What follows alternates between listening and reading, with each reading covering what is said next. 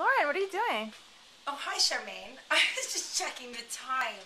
And it looks like it's getting a little cold outside. It's getting close to the holiday season.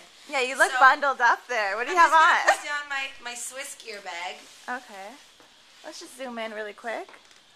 Very nice. Where you can fit everything, even a laptop.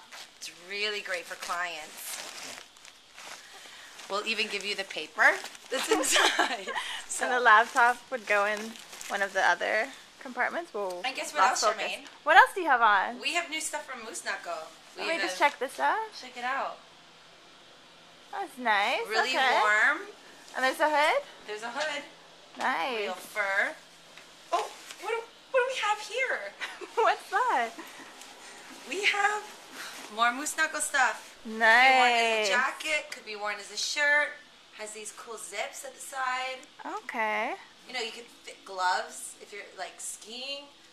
Oh, what do we have here? We have. Oh my gosh.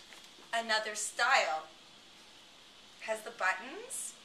I think your clients would love it. Very nice.